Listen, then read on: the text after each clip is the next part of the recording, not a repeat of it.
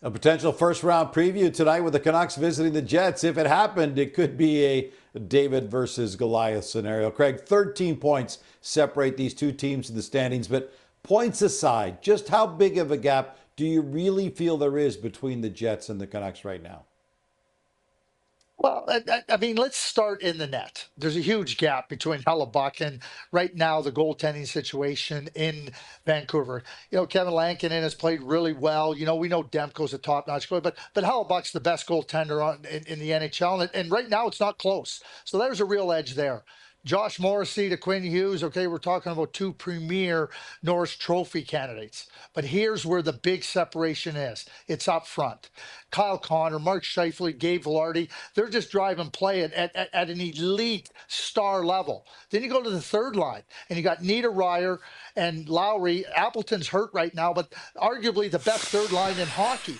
And so when you have those two areas of your team offensively with that top line, the third line that just wears down opponents and sets the tone for your team, the Vancouver Canucks don't have that. They haven't found that. Do they have some ability to get there? Rick Tocchet would tell you, yes. I think that if you're watching the Vancouver Canucks when they play well, that you can say, yeah, it's there. But it hasn't been evident on too many nights and too many games for the Vancouver Canucks. And that's where the big spread is. The spread comes in really significant areas. How you drive play up front, and then how your back end and then your goaltending. So the Winnipeg Jets give up nothing to the Vancouver Canucks on the blue line. They're way ahead on the goaltending, and they're way ahead up front. That's the margin of 13 points.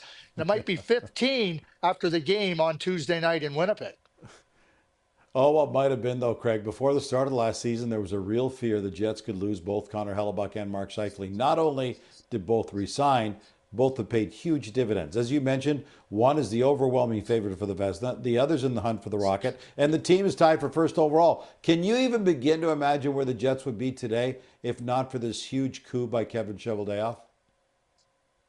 Yeah, I like the way you frame that huge coup. But when you develop, and we use the word culture lots, Gino. We hear the word bandied about often, and in a lot of different areas. But culture is about establishing this is how we're going to run things. This is how we're going to treat our players, and we're going to give you an opportunity for success.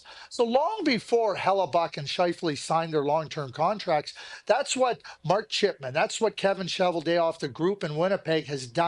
They've established a culture that is very attractive. And when you want to be able to keep your best players, and certainly Scheifele and Hellebuck qualify in all regards in that respect, you have to have that environment where players go, well, you know what? Maybe I could go somewhere else, but do I really want to? And Connor Hellebuck and Mark Scheifele unequivocally said, we want to be here. We want to help the Winnipeg Jets. But what Kevin Cheveldayoff has been able to do with the Winnipeg Jets, to me, has been excellent. And he's done it from the time he arrived there as the general manager in 2011 when the Jets came back to Winnipeg. And he's continued to do it in a lot of different ways. The trades he's made, the signings he's made, the patience with their draft picks, the development process. They're as well run a franchise as any in the National Hockey League, Gino. And just how good do the Hellebuck and Scheifele deals look right now? They both barely rank in the top 50 in NHL salaries this season.